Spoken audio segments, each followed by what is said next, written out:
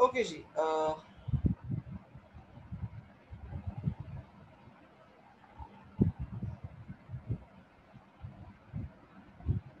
अच्छा उमैर, कोई मसला नहीं है बेटा, मैं इसलिए रिकॉर्डिंग आपकी सारी की सारी शेयर कर रहा होता हूँ side time to time. University आप अपने एडमिन से जो है वो कोऑर्डिनेट कर लो, तो आपके तमाम की तमाम जो भी आपकी रिकॉर्डिंग्स हैं वो आपके पास जो है आपको अवेलेबल हो जाएंगी। बट इम्पॉर्टेंट इज़ के अटेंडेंसेस जो है वो प्लीज़ आप अपनी देख लो। खैर, गेटिंग बैक टू टॉपिक, अब हम लोग जो है वो हमने वहाँ पे एक इनफॉर्मल लर्निंग की बात की थी कॉन्टीन्यूस लर्निंग के अंदर। तो थोड़ा सा हम इनफॉर्मल लर्निंग को भी देख लेते हैं कि इनफॉर्मल लर्निंग क्या होती है, और इनफॉर्मल लर्निंग के लिए हम लोग जो है या फॉर्मल और इनफॉर्मल लर्निंग के अंदर हम कुछ कैटेगराइजेशन नॉलेज की जो है, या जिसे हम नॉलेज मैनेजमेंट कहते हैं, उसको हम किस तरीके से जो है वो किन किन एरिया से जो है वो डील कर रहे होते हैं, या उसको हम किस किस तरीके से जो है वो लेके चल रहे होते हैं। खैर, सबसे पहले हम इनफॉर्मल लर्निंग देख लेते हैं। इनफॉर्मल लर्निंग हमारे पास क्या होती है? इनफॉर्मल लर्निंग हमारे पास ये होती है कि जो लर्नर होता है वो इनिशिएट होता है, इन्वॉल्व होता है किस तरीके से एक्शन में और डूइंग के अंदर, intend to develop and does not acquire in formal learning system. कोई फॉर्मल मैकेनिज्म नहीं होता है, बल्कि इंडिविजुअली जो है वो खुद अपने आप को जो है डेवलप करता है, खुद अपने आप से लर्न करता है, खुद अपने एक्शन से लर्न करता है अपनी मोटिवेशन के थ्रू।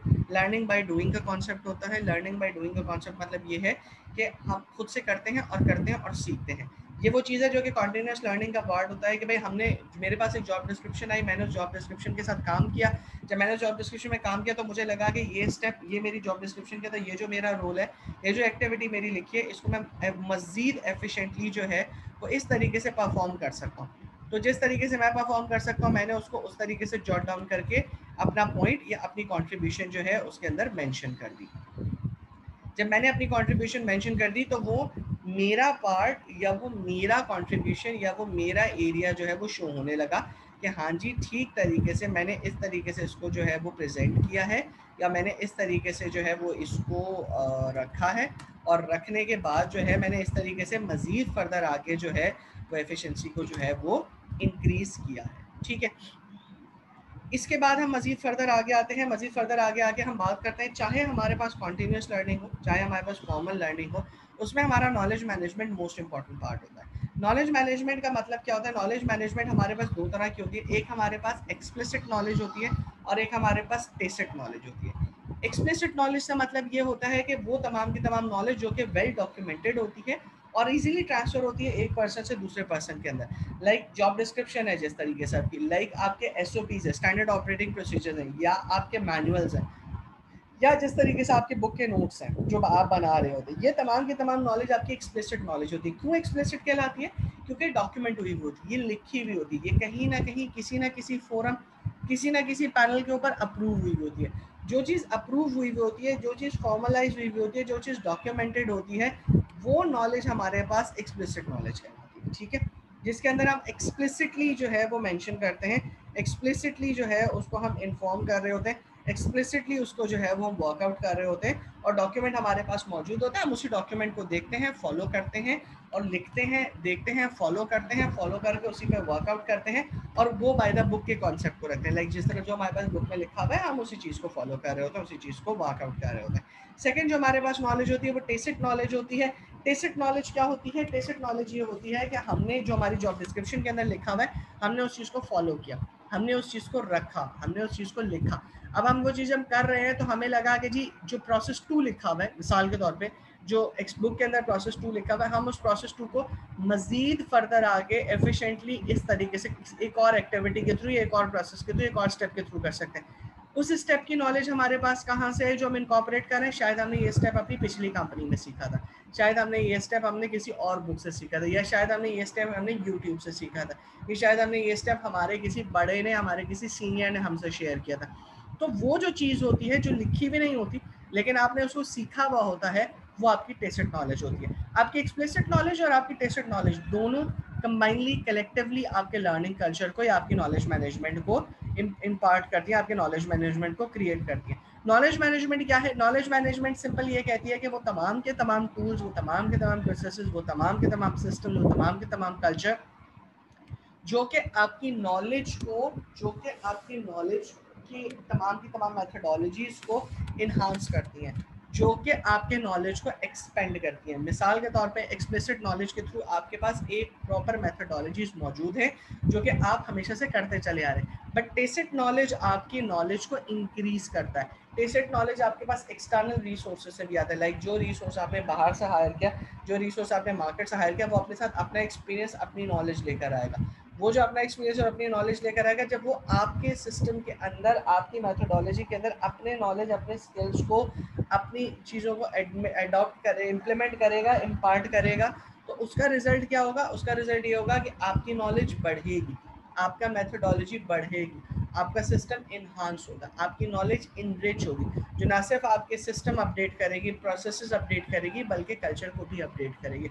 और ना सिर्फ क्रिएशन यानी कि अपडेशन का सिलसिला होगा, बल्कि वो नॉलेज शेयरिंग का भी सिलसिला होगा। तो कलेक्टिवली, एक्यूमुलेटिवली ये पूरा के पूरा आपका नॉलेज मैनेजमेंट का सिस्टम या नॉलेज मैनेजमेंट का एरिया क्रिएट होता है। अब हम ये सवाल करते हैं कि जी हमारे पास इफेक्टिव या फॉर्मल ट्रेनिंग मैकेनिज्म इफेक्टिवली किस तरीके से क्रिएट होता है, या किस तरीके से हमारे पास एक अच्छा ट्रेनिंग सिस्टम, जो कि फॉर्मल अभी हम बात करें, क्योंकि इनफॉर्मल के अंदर तो हमारे पास बहुत सारी चीज़ें इंक्लूड हो जाती हैं, तो इसलिए हम अभी इनफॉर्मल को नहीं देखते, हम सिर्फ फॉर्मल के लिहाज से बात करते हैं, या जो हमारे पास टेसिट नॉलेज है हम उसके लिहाज से बात करते हैं। उस तरीके से हम ट्रेनिंग प्रोसेस किस तरीके से डेवलप करते हैं, वो ये पूरा के पूरा मैकेनिज्म है।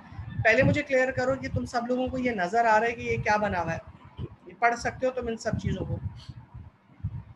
जी, मुझे टेक्स्ट के ऊपर कंफर्म करो, पढ़ सकते हो, आपको ये सब चीज़ें नज़र आ रही हैं? Okay, yes sir. ठीक है, ठीक है, ओके। अब आप ये करो कि you have got 5 minutes, 5 minute में इसको अच्छे तरीके से पढ़ो कि इसमें कौन कौन से स्टेप्स और क्या क्या चीज़ें लिखी हैं। अब इसके अंदर आप देखो दो चीज़ें मेंशन हुई हैं।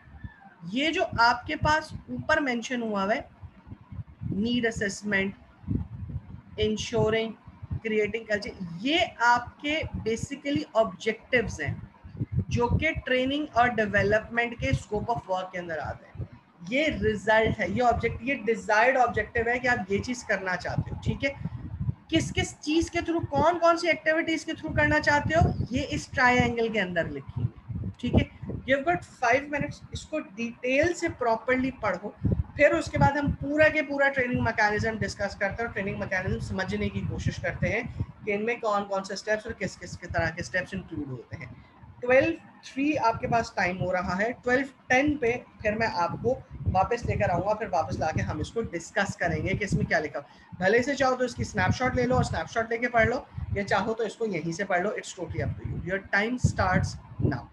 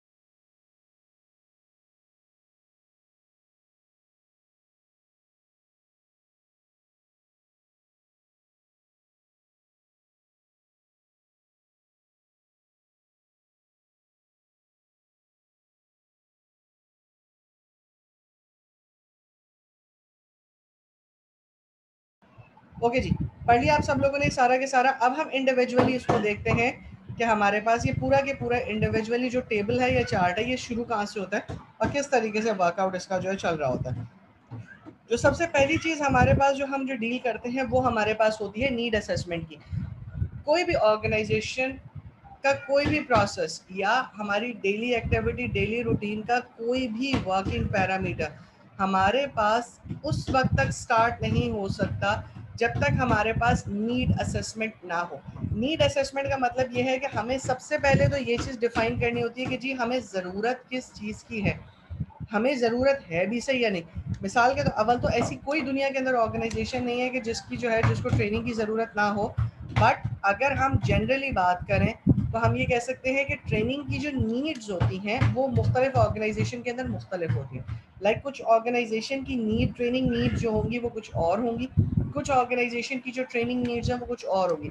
सो फर्स्ट ऑफ ऑल जो सबसे पहला प्राइम और जो सबसे ज़्यादा सिग्निफिकेंट और फंडामेंटल हमारे पास जो प्लान होता है या जो सब एक्टिविटी होती है वो ये होती है कि first we need the need assessment. हमें नीड असेसमेंट की ज़रूरत होती है। अब नीड असेसमेंट के लिए हम कौन कौन से एरियाज को देखते हैं, कौन कौन सी चीज़ों को डिटर्मिन करते हैं। First we go for organization analysis. सबसे पहले हम अपनी ब्रॉड पर्सपेक्टिव में, लाइक ब्रॉड पर्सपेक्टिव से मुराद है पहले तो हम ऑर्गेनाइजेशन लेवल के लिहाज से अगर बात करें तो पहले तो पूरी की पूरी हम ऑर्गेनाइजेशन को एनालाइज करते हैं और एनालाइज करने के बाद हम ये चीज़ डिटर्मिन करते हैं कि हमारी ऑर्गेनाइजेशन का कल्चर क्या है, हमारी ऑर्गेनाइजेशन के नॉर्म्स क्या हैं, हमारा ऑर्गेनाइजेशन का सिस्टम क्या है, हमारी ऑर्गेनाइजेशन किन ग्राउंड्स के ऊपर काम कर रही है और किन ऑर्गेनाइजेशन के कल्चर के किस किस एरिया के अंदर डेवलपमेंट की ज़रूरत है।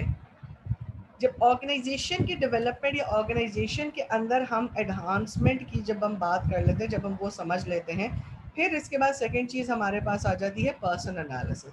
फिर हम ऑर्गेनाइजेशन के कल्चर को एनालाइज करने के बाद अपनी ऑर्गेनाइजेशन के लोगों को एनालाइज करते हैं और लोगों को एनालाइज करने के बाद हम ये चीज़ डिटर्मिन करते हैं कि जी हमारी ऑर्गेनाइजेशन के अंदर जो लोग मौजूद हैं उनके वो ऑलरेडी किस किस स्किल सेट को एक्वायर कर चुके हैं, लाइक कौन कौन से स्किल सेट्स उनके पास मौजूद हैं, हम वो एनालाइज करते हैं। और मज़ीद फर्दर जो हमने ऊपर कल्चरल एनालिसिस या कल्चरल चेंज या कल्चरल डेवलपमेंट को कंसिडरेशन में रखते हुए जो हमने ऊपर गैप्स आइडेंटिफाई किए हैं, उन गैप्स को कवर करने के लिए हमें अपने लोगों को कौन कौन सी ट्रेनिंग्स अडॉप्ट करनी होगी, कौन कौन सी ट्रेनिंग्स को देना होगा। फिर इसके बाद हमारे पास आता है थर्ड एरिया जिसको हम नाम देते हैं टास्क एनालिसिस का।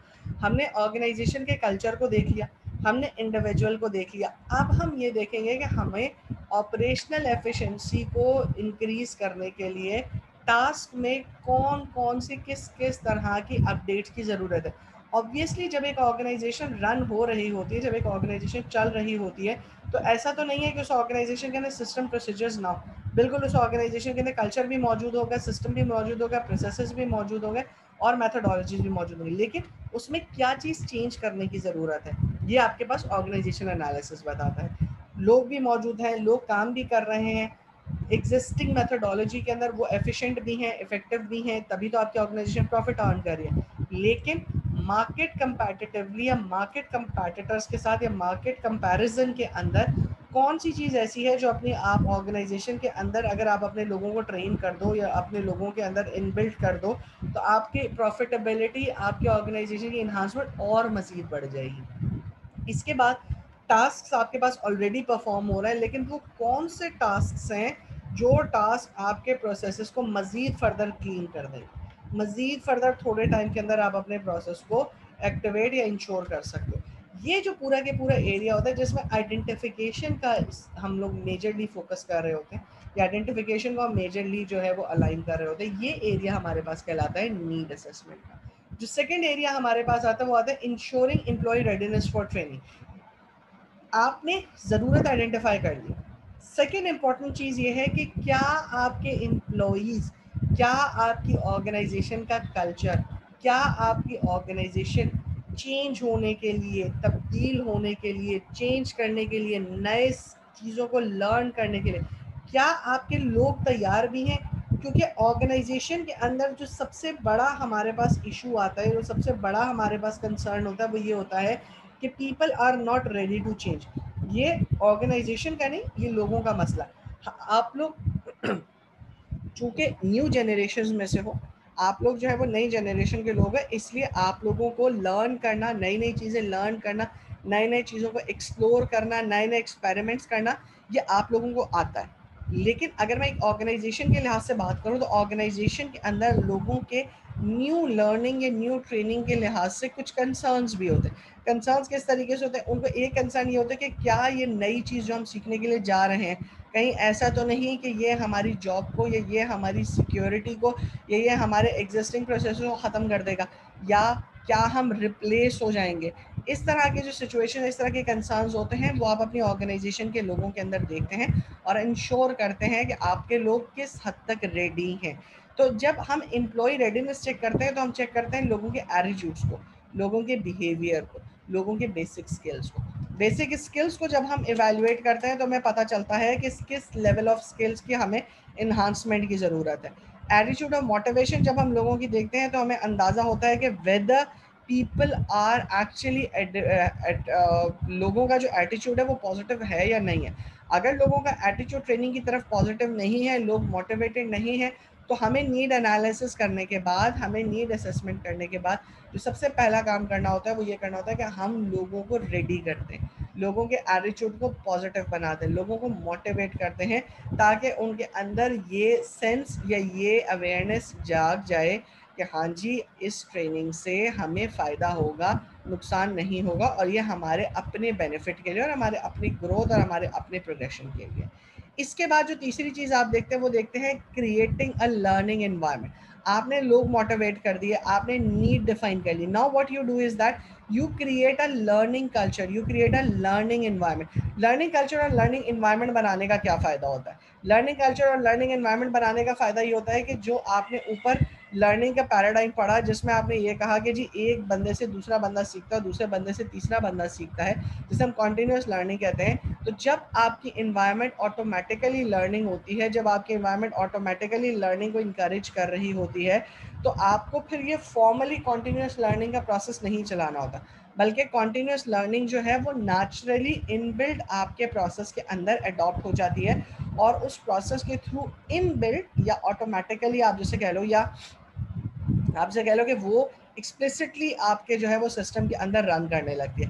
कौन कौन सी एक्टिविटीज़ आप लर्निंग कल्चर के थ्रू या लर्निंग एनवायरनमेंट के अंदर क्रिएट करते हो? सबसे पहले कि आप आइडेंटिफाई करते हो कि जी लर्निंग का ऑब्जेक्टिव क्या है और ट्रेनिंग आउटकम्स क्या है। लाइक आपने क्या चीज़, जो चीज़ सीखोगे उसका ऑब्जेक्टिव क्या होगा, और जो आप ट्रेनिंग लेने के लिए जा रहे हो उसका आउटकम क्या होगा, उसका रिजल्ट क्या होगा। ट्रेनिंग का रिजल्ट बताने से आपको ये फ़ायदा होता है कि लोग उससे मोटिवेट होते हैं, लोग उससे बिहेवियर पॉजिटिव होते हैं। मिसाल के तौर पे मैंने आप में से किसी एक को ट्रेनिंग दी और मैंने आपको ट्रेनिंग, एक्सेल की ट्रेनिंग देके ऑर्गेनाइजेशन के अंदर बिठा दिया। अब जब आप एक्सेल के ऊपर काम करोगे तो बाकी लोग मोटिवेट होंगे कि यार ये तो काम इफेक्टिवली कर रहा है, ये तो काम एफिशिएंटली कर रहा है, ये तो कम टाइम के अंदर काम कर लेता है, इससे तो मिस्टेक्स भी कम होती हैं। तो why don't we learn from him, why don't we adopt things from him, मतलब हम इससे क्यों नहीं सीखते, हम इससे क्यों नहीं ये सारी की सारी चीज़ सीख लेते हैं। हम अगर इससे सीख लेंगे तो इससे हमें फ़ायदा होगा जिस तरीके से ये फ़ायदा होगा। ठीक है, क्या हुआ बेसिकली, आपने किया क्या, आपने एक लर्निंग कल्चर एनवायरनमेंट क्रिएट कर लिया, उससे आपको लोगों को फ़ायदा क्या हुआ या आपको फ़ायदा क्या हुआ? आपको फ़ायदा ये हुआ कि आपने सिर्फ एक बंदे को ट्रेन किया और रिजल्टेंटली उस एक बंदे ने आपका वो लर्निंग कल्चर या लर्निंग कर्व को आगे की तरफ फैला दिया। उससे फ़ायदा क्या हुआ? अब आपके मैक्सिमम लोग मोटिवेट हुए, और वो मोटिवेट किस चीज़ पे हुए? वो मोटिवेट हुए कि उनको भी ये काम सीखना चाहिए या उनको भी ये काम करना चाहिए। ठीक है, तो इस तरीके से आपके पास कॉन्टिन्यूस लर्निंग कल्चर डेवलप होता चला गया। इसके बाद मीनिंगफुल मटेरियल, जो आपके पास लर्निंग मटेरियल है दैट शुड बी मीनिंगफुल, जो ट्रेनिंग्स है that should be meaningful. Meaningful होने का मतलब ये है कि जो आपकी ट्रेनिंग्स हैं वो तमाम की तमाम ट्रेनिंग्स आपकी पर्पसफुल होनी चाहिए। ऐसा नहीं हो कि आपकी ट्रेनिंग जो है वो बेकार हो, आउटडेटेड कोर्स के साथ हो, आपकी ट्रेनिंग्स बेकार हो, आउटडेटेड कोर्स के साथ हो, यानी कि जो कोर्स आप यूज़ कर रहे हो, जो पैरामीटर आप यूज़ कर रहे हो वो ऑब्सोलीट हो चुका हो, वो ट्रेनिंग मेथडोलॉजीज आपकी ऑब्सोलीट हो चुकी हैं, या जो टेक्नोलॉजी आप पढ़ा रहे हो वो टेक्नोलॉजी ऑब्सोलीट हो गई हो। ऐसा नहीं होना चाहिए। आपकी लर्निंग मीनिंगफुल होनी चाहिए। मीनिंगफुल का मतलब ये है वो लर्निंग होनी चाहिए जिस लर्निंग के थ्रू आप लोगों को अपडेट कर सको, जिसके थ्रू लोगों का आप इंटरेस्ट डेवलप कर सको, ऐसी चीज़ों जो कि लोग कहें कि हाँ ये न्यू ट्रेनिंग है या ये न्यू एरिया है डेवलप होने का। इसके बाद प्रैक्टिस, आपको ऐसी ट्रेनिंग्स नहीं करवानी होती जो ट्रेनिंग्स जिसकी प्रैक्टिस ही ना हो। लाइक मैं आपको ट्रेनिंग करा दूं चांद पे जाने की, शटल पे चढ़ाने की, शटल पे चलने की, अब यहाँ पे तो वो काम नहीं हो रहा, आपके ऑर्गेनाइजेशन में वो काम तो नहीं हो रहा, तो आपको उस काम की ट्रेनिंग या वो ट्रेनिंग आपको अडॉप्ट करानी होती है, वो ट्रेनिंग आपको इम्पार्ट करानी होती है जिसकी प्रैक्टिकली पॉसिबिलिटी या जिसकी प्रैक्टिस भी इन्वॉल्व हो। इसके बाद कंटिन्यूसली आप कल्चर से फीडबैक लेते रहते हैं। फीडबैक क्यों लेते रहते हैं? ताकि आपको पता चल सके कि हाँ जी लोग इस चीज़ को अडॉप्ट कर रहे हैं, लोग इस चीज़ को इम्पार्ट कर रहे हैं, लोग इस चीज़ को एक्सेप्ट कर रहे हैं, लोग इस चीज़ को अडॉप्ट कर रहे हैं। इससे आपको पता चलता है कि हाँ जी आपकी ट्रेनिंग कितनी ज़्यादा इम्पार्ट हो रही है, कितनी ज़्यादा आपके ऑर्गेनाइजेशन के अंदर ट्रेनिंग जो है वो चल रही है। लाइक अगर कोई बंदा उसमें फीडबैक देता है कि जी this needs to be updated, तो वो अपडेट आप उस वक्त रियल टाइम के ऊपर कर सको, या प्रैक्टिस के अंदर ये चीज़ इंक्लूड होनी चाहिए तो आप वो चीज़ प्रैक्टिस के अंदर इंक्लूड कर सको। तो these all processes, these all working actually comes from the feedback. इसके बाद ऑब्जर्वेशन बाय अदर्स, बाकी लोगों, न्यूट्रल लोगों की ऑब्जर्वेशन भी आप उसमें इनकॉर्पोरेट करते हो। न्यूट्रल लोगों की ऑब्जर्वेशन क्यों ज़रूरी होती है? न्यूट्रल लोगों की ऑब्जर्वेशन इसलिए ज़रूरी होती है ताकि वो आपको बता सकें आपके एलिमेंट या आपकी जजमेंट के अंदर, आपके फीडबैक में किसी तरह की बायसनेस ना हो। जितनी कम बायसनेस होगी आपके पास, उतना ही आपके लिए अच्छा होगा, उतना ही आपके लिए आसान होगा चीज़ों को मॉनिटर करना। फिर इसके बाद कोऑर्डिनेशन प्रोग्राम्स होते हैं, आप कंटिन्यूसली कोऑर्डिनेट करते हो, कोऑर्डिनेट करके वर्कआउट कर रहे होते हैं। फिर ensuring transfer of training, transfer of training को इंश्योर करना क्या होता है? ट्रांसफर करने का मतलब क्या होता है? पीयर टू मैनेजमेंट सपोर्ट होती है, सेल्फ मैनेजमेंट स्ट्रेटजीज होती है, लाइक जो आपने ट्रेनिंग किया उसको आप आगे भी लोगों को इम्पार्ट करते हो, उसको आप आगे भी लोगों को बता रहे हो। तो फिर उसके बाद सिलेक्शन ऑफ ट्रेनिंग मेथड, किस तरीके से कौन सा ट्रेनिंग मेथड आपको सेलेक्ट करना है, फॉर्मल करना है, इनफॉर्मल करना है, टेस्टेड करना है, एक्सप्लिसिट करना है, किस तरह की प्रेजेंटेशंस आप दोगे, प्रेजेंटेशन ट्रेनिंग होगी या आपकी ऑन डेस्क ट्रेनिंग होगी, ऑफ साइट ट्रेनिंग होगी, ऑन साइट ट्रेनिंग होगी, किस तरह की ट्रेनिंग होगी। तो ये आपकी ट्रेनिंग मेथोडोलॉजी बता रहे किस तरह से आप ट्रेनिंग को प्रेजेंट करोगे, तस्वीरों के थ्रू प्रेजेंट करोगे, सिस्टम के ऊपर प्रेजेंट करोगे, किस तरह की आपकी एक्सेप्टेबिलिटी होगी, किस तरह की अडेप्टेबिलिटी होगी, वो सारी की सारी चीज़ें आपकी ट्रेनिंग मेथड्स के अंदर आती है। फिर उसके बाद इवैल्यूएट करें जो आपकी ट्रेनिंग प्रोग्राम आपने कर दिया। ऐसा नहीं है कि ट्रेनिंग प्रोग्राम जो आपने दे दिया बस वो एक दफ़ा दे दिया और उसी के ऊपर आप फीडबैक करो, नो, आप ट्रेनिंग प्रोग्राम को भी इवैल्यूएट करते हो, आप ट्रेनिंग प्रोग्राम को भी रन करते हो, आप ट्रेनिंग प्रोग्राम के बारे में भी फीडबैक लेते हो कि वेदर जो आपने ट्रेनिंग प्रोग्राम दिया है, वेदर जो आपने ट्रेनिंग प्रोग्राम बनाया है, वेदर जो आप ट्रेनिंग प्रोग्राम दे रहे हो, क्या ये ट्रेनिंग आपकी इफेक्टिव है, क्या ये ट्रेनिंग आपकी एफिशिएंट है, या इसमें किसी तरह की अपडेट की ज़रूरत तो नहीं, या इसमें किसी तरह की कोई मॉड्यूलेट करने की ज़रूरत तो नहीं, या इसको किसी तरह से फ्रीक्वेंटली मैनेज करने की ज़रूरत थी। वो सारी की सारी चीज़ें आपकी एवेल्यूएशन ऑफ ट्रेनिंग के अंदर आती।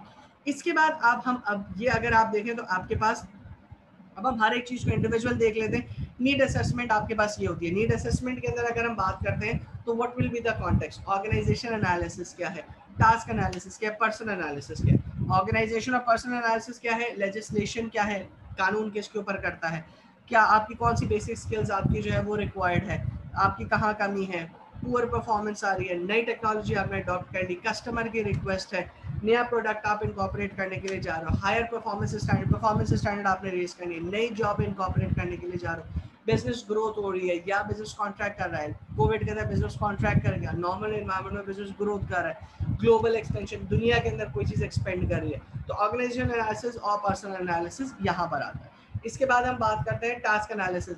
ट्रेनर्स की क्या, ट्रेनीज को क्या चीज़ सीखने की ज़रूरत है, what trainees need to learn, who will receive the training, what will be the frequency of training, buy versus build, यानी कि आपको खरीदना है या आपको बिल्ड करना है, training versus other HR options, like आपको ऑन जॉब जॉब सिलेक्शन करनी है, जॉब रीडिज़ाइन करनी है, ये हमने ऊपर ऑलरेडी जॉब डिज़ाइन के अंदर सारी चीज़ें पढ़ी हैं। फिर किस तरीके से ट्रेनिंग इवैल्यूएट होगी, तो बेसिकली आप 3 सवालों के जवाब देते हो। ऑर्गेनाइजेशन एनालिसिस के अंदर what will be the context, people running के who will be training, task analysis how will be the training, यानी कि व्हाट टू डू या what training they will be assigned for, ठीक है।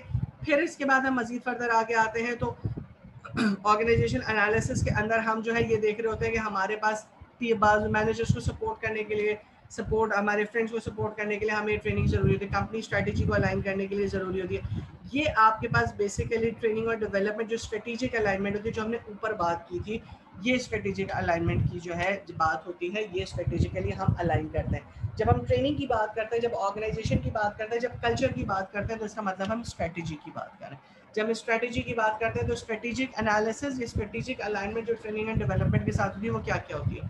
सबसे पहले आप कस्टमर को इम्प्रूव करते हैं, सबसे पहले आप कस्टमर सर्विस इम्प्रूव करते हैं, एम्प्लॉय इंगेजमेंट को इम्प्रूव करते हैं, इनोवेशन एंड क्रिएटिविटी को लेकर आते हैं, ग्लोबल मार्केट में एक्सपेंशन की बात करते हैं। अच्छा, यहाँ दोनों बातें चल रही होती हैं, एक्सपेंशन की बात भी चल रही होती है और कॉन्ट्रैक्शन की बात भी चल रही होती है। इसकी इम्प्लीकेशंस क्या होती है, उसको कैसे कैसे इम्प्लीमेंट किया जाता है, वो आपके पास आपकी इम्प्लीकेशंस के अंदर आता है। लाइक आपके पास जो है वो एम्प्लॉई किस तरीके से प्रोडक्ट बनाएगा, किस तरीके से करेगा, इंश्योर करेगा, will be keeping it till here. बाकी हम इसको जो है वो आगे मजीद फर्दर आगे जो है हम नेक्स्ट क्लास के अंदर से लेके स्टार्ट करेंगे। मैंने आपको एक पिक्चर दी थी, मैंने आपको एक पिक्चर कही थी कि आपको वो अपने पास जो है वो रखनी है। अब हम उस पिक्चर के ऊपर जो है वो वापस आ जाते हैं और उसको डिस्कस करते हैं, जो आपको अभी का असाइनमेंट करना है, जो कि आपको असाइनमेंट करके सबमिट कराना है। ओके जी, ये डायग्राम थी हमारे पास जिसके अंदर हमें जो है वो ये डायग्राम है हमारे पास, जिस डायग्राम को हमने जो है मैंने आपसे कहा था कि इसकी पिक्चर ले लें। जिन लोगों ने रिसेंटली ज्वाइन किया है वो लोग भी इसकी पिक्चर ले लें ताकि उनको पता हो कि इसका करना क्या है। ये आपके पास बेसिकली हमने लास्ट क्लास के अंदर जो सिलेक्शन की मेथोडोलॉजी पढ़ी थी, लास्ट क्लास में हमने सिलेक्शन का जो किया था, ये उसका पाई चार्ट है, ये उसकी पूरी की पूरी डायग्राम है, जिसमें राइट साइड के ऊपर आपके कॉलम के तमाम मेथड्स लिखे हुए कि सिलेक्शन के कौन कौन से मेथड्स हैं, और ऊपर हमारे पास तमाम की तमाम चीज़ें जो है रिलायबिलिटी, वैलिडिटी, जनरलाइजेबिलिटी, यूटिलिटी और लीगैलिटी लिखा हुआ है। ठीक है, अब अगर आप देखो तो हर एक मेथोडोलॉजी के अगेंस्ट में लिखा हुआ है कि कौन सी चीज़ कम है और कौन सी चीज़ ज़्यादा है। ठीक है, अब आपको करना क्या है, अब आपको करना ये है कि आप इस पूरे के पूरे चार्ट को, इस पूरे के पूरे जो आपका ये चार्ट है, इस चार्ट को लोगे और इसको लेने के बाद एक पूरी के पूरी रिपोर्ट क्रिएट करोगे किसी ना किसी एक ऑर्गेनाइजेशन के ऊपर। ठीक है, एक ऑर्गेनाइजेशन के अंदर कोई भी आप एक पोजीशन उठा लो, मिसाल के तौर पे आप मैनेजर, जिस तरह तुम लोग सब फाइनेंस को, तो फाइनेंस की पोजीशन उठा लो। ठीक है, फाइनेंस की पोजीशन उठाने के बाद तुमने कहा कि जी मैनेजर फाइनेंस की पोजीशन है, बल्कि मैं पोजीशन भी तुम्हें बता देता हूँ। एक ऑर्गेनाइजेशन के अंदर मैनेजर फाइनेंस की पोजीशन है, जिस पोजीशन के ऊपर तुम लोगों ने कैंडिडेट को या तुम लोगों ने एक इंडिविजुअल को सेलेक्ट करना है। अब करना क्या है, तुम मैनेजर पोजीशन फाइनेंस की पोजीशन लोगे, उस पोजीशन के अगेंस्ट में तुम ये सारे के सारे मेथड्स चेक करोगे, और मेथड्स चेक करने के बाद मुझे ये बताओगे कि मैनेजर फाइनेंस की पोजीशन के लिए इंटरव्यू का जो मेथड है उस पर रिलायबिलिटी हाई होगी या लो होगी। अब इसके मुताबिक लो होगी। ठीक है, जरूरी नहीं है कि तुम इसी चार्ट को फॉलो करो, क्योंकि बहुत सारी दफा में ये चार्ट चेंज भी होता है, बल्कि चलो एक काम और आसान कर लेते हैं, तुम इसी चार्ट को फॉलो करो। इंटरव्यू की बात हुई, मैनेजर फाइनेंस की पोजीशन के लिए रिलायबिलिटी लो है। ठीक है, पहले तुम ये बताओगे रिलायबिलिटी के ऊपर ब्रैकेट के अंदर, पहले तुम ये बताओगे रिलायबिलिटी होती क्या, फिर उसके बाद तुम बताओगे, अगर तुम कह रहे हो कि रिलायबिलिटी लो है इस चार्ट के मुताबिक, तो आप रीजन दोगे कि रिलायबिलिटी लो क्यों है, यानी अगर रिलायबिलिटी लो है तो वो क्यों है। लाइक अगर मैं बायोग्राफिकल इंफॉर्मेशन की बात करूं तो बायोग्राफिकल इंफॉर्मेशन में लिखा हुआ है कि हाई है रिलायबिलिटी, तो लो क्यों है और हाई क्यों है, ये चार्ट तुम मैनेजर फाइनेंस के लिहाज से क्रिएट करोगे, और मैनेजर फाइनेंस के साथ क्रिएट करने के बाद तुम रिलायबिलिटी के अंदर वैलिडिटी के दो दो कॉलम बनाते जाओगे। इंटरव्यू में आगे लिखोगे रिलायबिलिटी लो है, रीजन लिखोगे क्यों लो है। इंटरव्यू में वैलिडिटी लो है, क्यों लो है वो लिखोगे। इंटरव्यू में जनरलाइजेबिलिटी लो है, क्यों लो है वो लिखोगे। इंटरव्यू में यूटिलिटी लो है, क्यों लो है वो लिखोगे। इंटरव्यू में लीगैलिटी लो है, क्यों लो है वो लिखोगे। किस पोजीशन के लिए, मैनेजर फाइनेंस की पोजीशन के लिए। क्लियर होती है ये बात, ये पूरी की पूरी मुझे तुम्हें 3 पेजेस की रिपोर्ट बना के देनी है। 3 पेजेस की रिपोर्ट क्यों बनाओगे, पहले पेज के ऊपर तुम लिखोगे कि रिलायबिलिटी क्या होती है, वैलिडिटी क्या होती है, जनरलाइजेबिलिटी क्या होती है, वैलिड यूटिलिटी क्या होती है और लीगैलिटी क्या होती है। ठीक है, फिर तुम ये चीज बताओगे कि अगर, फिर तुम ये चार्ट बनाओगे कि इंटरव्यूज में कि क्या क्या है, लो है, हाई है, क्या है, वो आप दूसरे पेज पे मेंशन करोगे, वो आप इसी चार्ट से लेके मेंशन करोगे।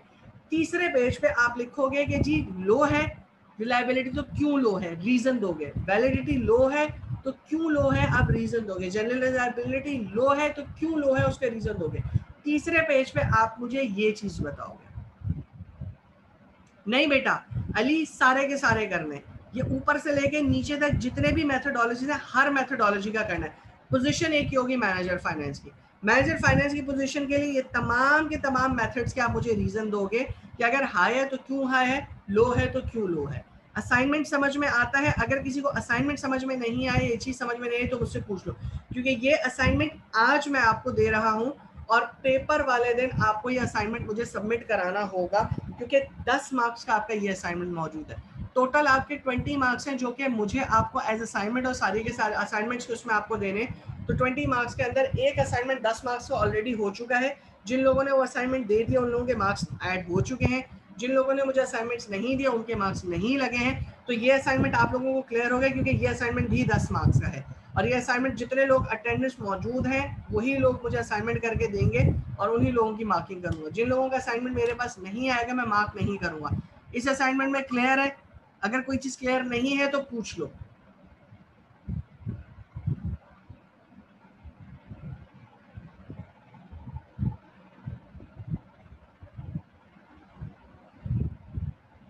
जी उमेर बेटा मैं बता चुका, मैं दोबारा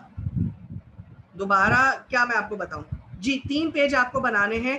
पहले पेज में आपको जो है वो ये बताना है रिलायबिलिटी क्या है, वैलिडिटी क्या है, जनरलाइजेबिलिटी क्या है, यूटिलिटी क्या है, लीगैलिटी क्या है। पहले पेज पे आप ये बताओगे। दूसरे पेज पे ये बताओगे कि इन तमाम के तमाम मेथड्स के अगेंस्ट में कौन सा हाई है कौन सा लो है। तीसरे पेज पे आप रीजन दोगे कि आपने पिछले पेज के ऊपर यानी आपने लो कहा है तो लो क्यों कहा है। लो का जो मैनेजर